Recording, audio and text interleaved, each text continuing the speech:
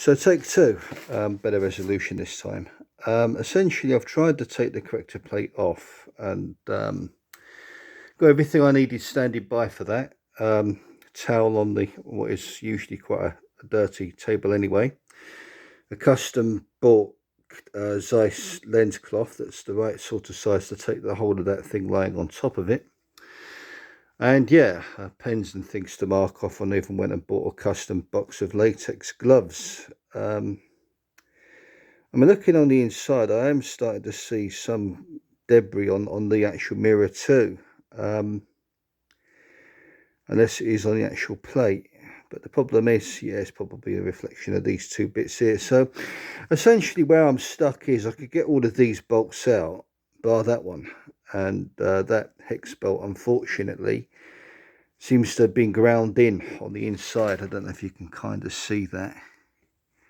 It's not the best focus in the world, but tapping on it sometimes sorts it. But that's been rounded in slightly, meaning that the bolt, the Allen key I've got will not get a grip.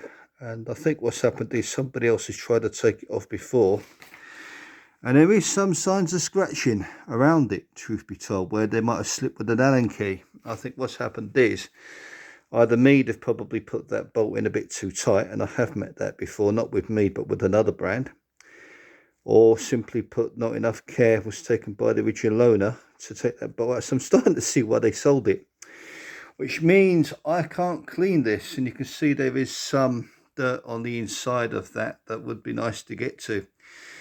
And I'll tell you what it is. Years and years and years ago, a fly actually found its way into this assembly. I don't know how, because normally I keep a dust cap on the back to prevent insects from flying in.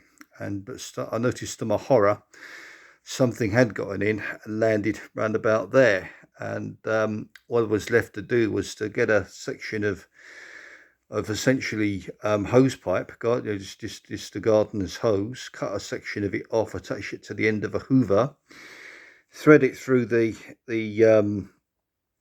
eyepiece thing, and literally suck it up with a hoover, and that's what removed the fly.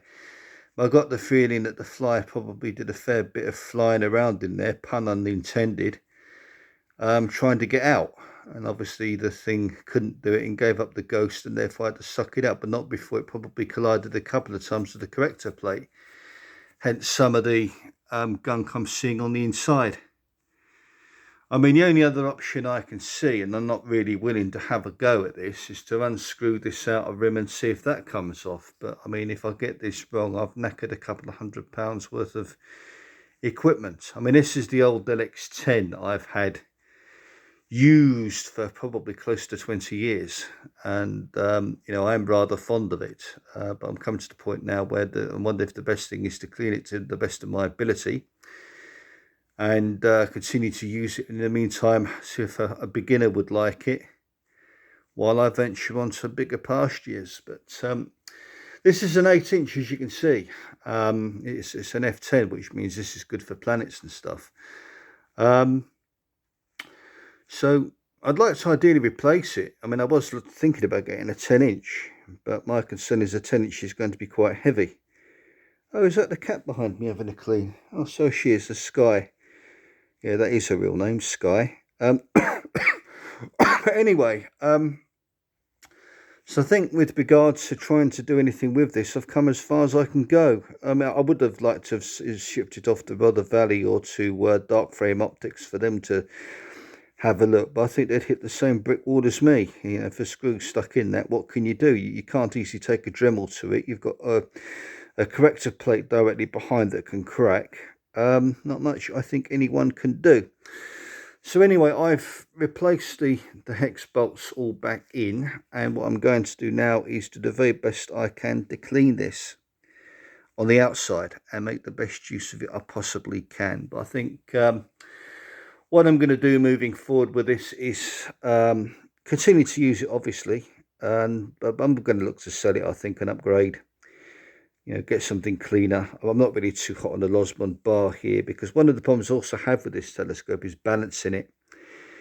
And it's not easy achieving that just by moving the OTA up and down. It needs some kind of tube weights, which I don't think there's any for this particular kind of model. But anyway, I'm rambling on there. You wanted to see about removing the corrector plates. So unfortunately, chaps, no show today. I've tried, and that was my plan, to see if I can get the bolts off and then give it a go. But as you can tell, no play. So, yep, see you soon when I try to fit the EAF now on my ED80. That should be an easier game.